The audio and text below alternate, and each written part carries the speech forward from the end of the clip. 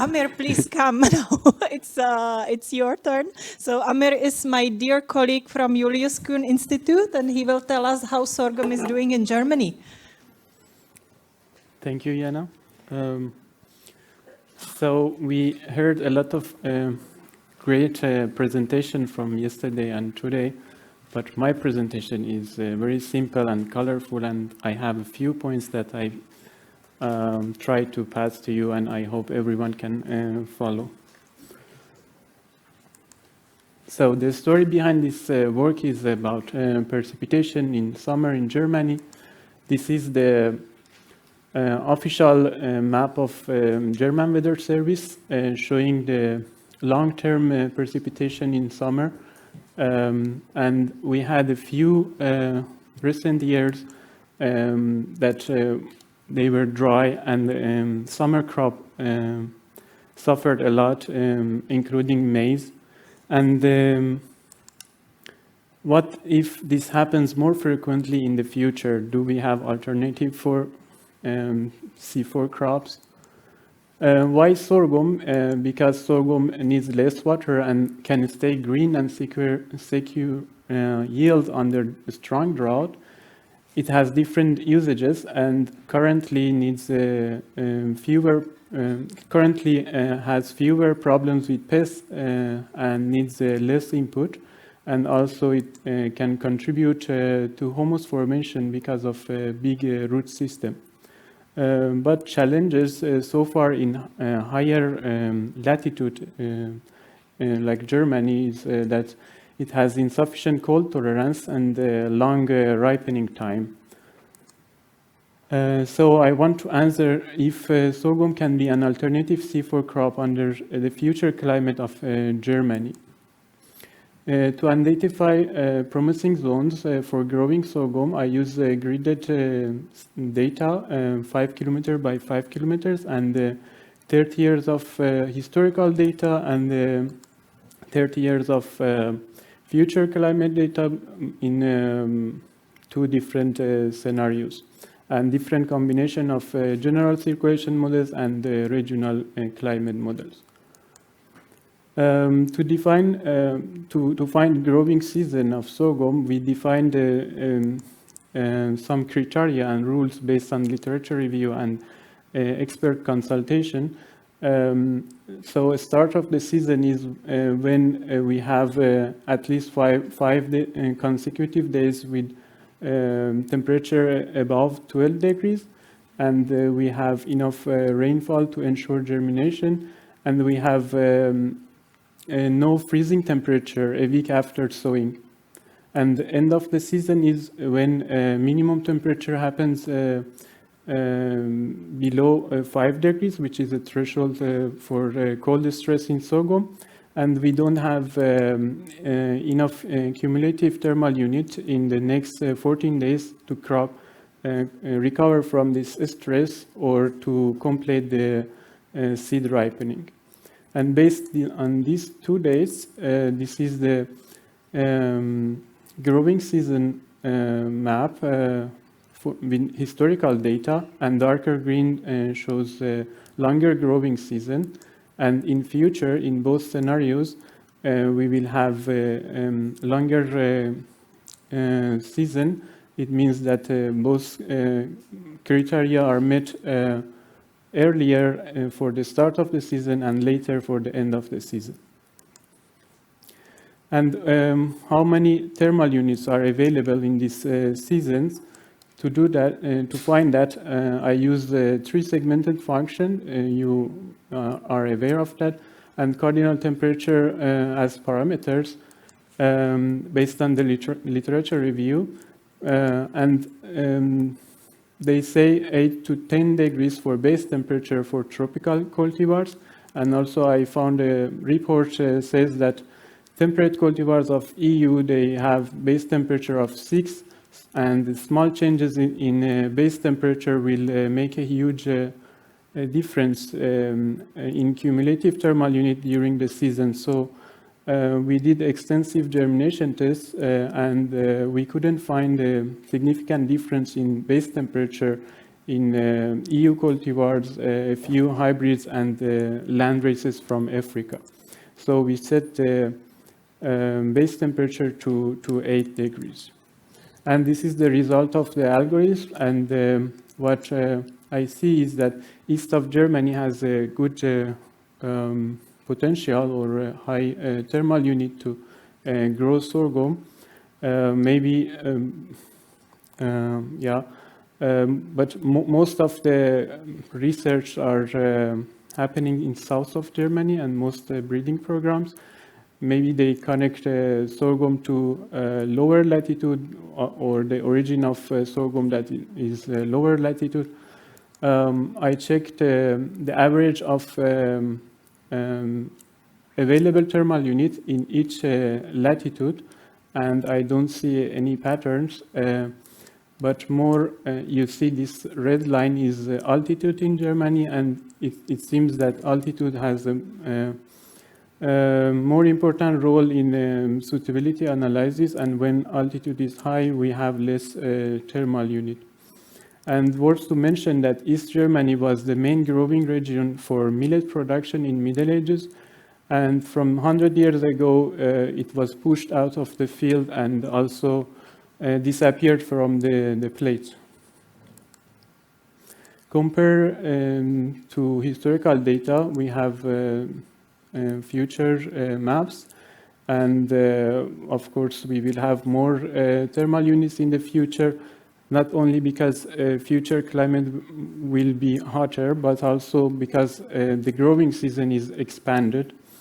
And again, I checked based on latitude, and in future we can have longer maturity cultivars, and it means that we can have higher yield potential. I also checked the risk of crop failure.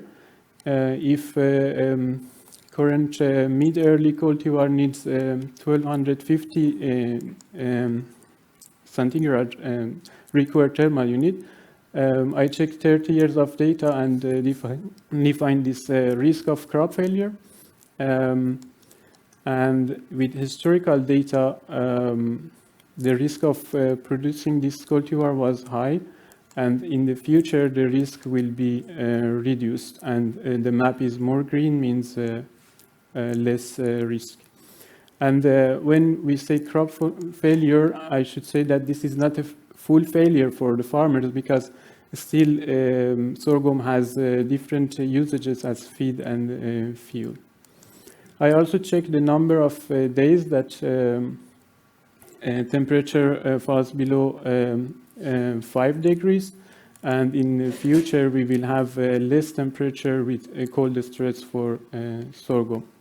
What I didn't check is timing of this cold stress, and for that I'm trying to use a phenology model to see if this happening on a critical phenological stage like flowering.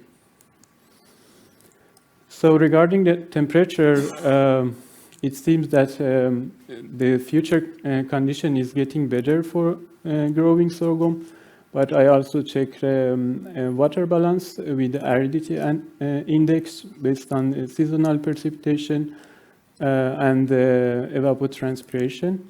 And higher aridity index means more humid. There is not much difference with future data, so I use the delta of these two maps to see them better. And it doesn't seem that we will have drier or more humid in the future, condition in the future. But I should mention also that again, growing season is expanded in the future, so the chance of receiving precipitation is higher.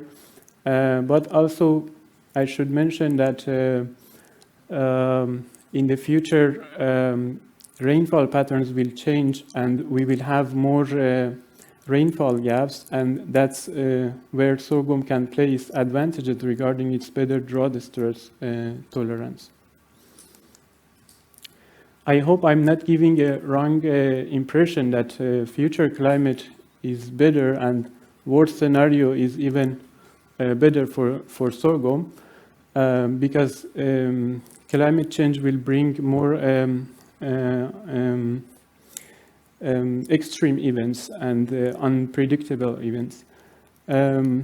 Also, I used median of 30 years of this data, and that means I excluded the effect of extreme years, and I use average of 9 different combination of GCMs and RCMs to reduce uncertainty.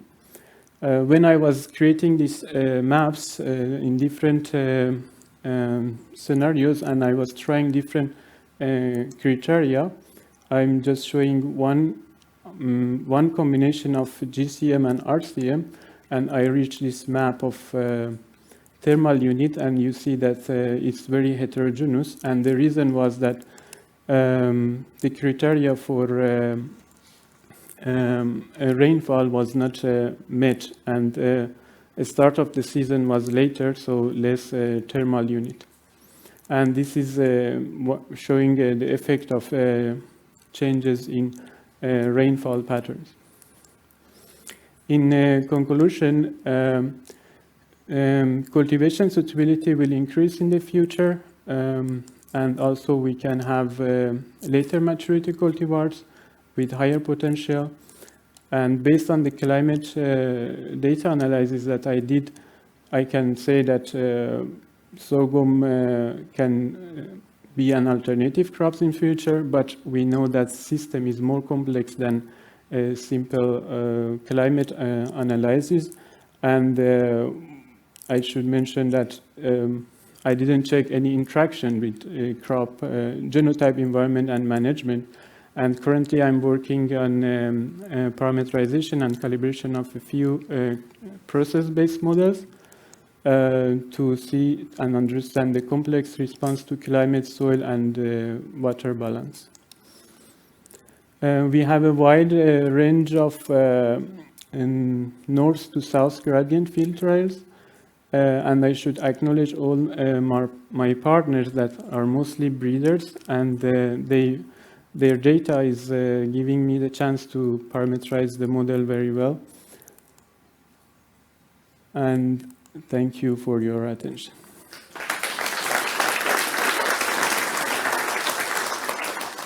So clear, Amir. Thanks so much. So we have even the time for questions. So please start asking. Where? There. Okay.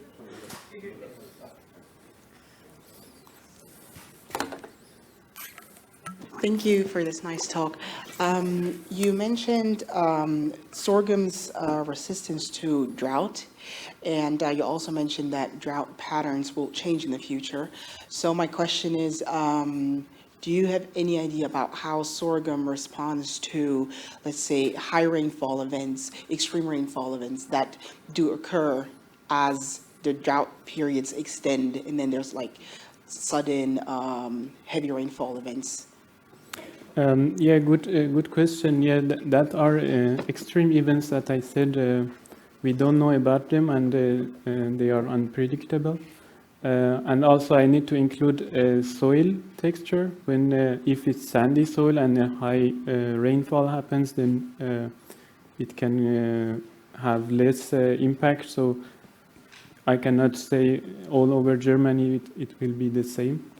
Yeah. Mm-hmm. Maybe one more question we can allow. Yeah. Feike. Thanks. We've been doing sorghum trials in Belgium for 2 years now.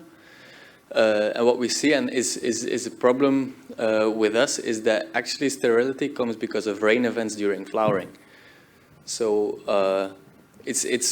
yeah, we don't see it because of cold, because there was no cold when sorghum was flowering, but then we went to breeders and then they said, yeah, it is because of the rain events. Do you take that in account in the modeling, or how would you take that in account? Rain event during flowering will make issue? Yeah, because of, yeah, I don't know, but they That's what the breeders say. We didn't have this problem last 2 years, but yeah, I'm not a breeder, so I cannot answer this. Yeah. And do you calibrate against like real life or real field trials? Yes. We have a detailed parameterization field in Berlin, and the rest of field trials are general data collection like phenology and yield. Okay, cool, thanks. Okey-doke. Thank you. Thanks again.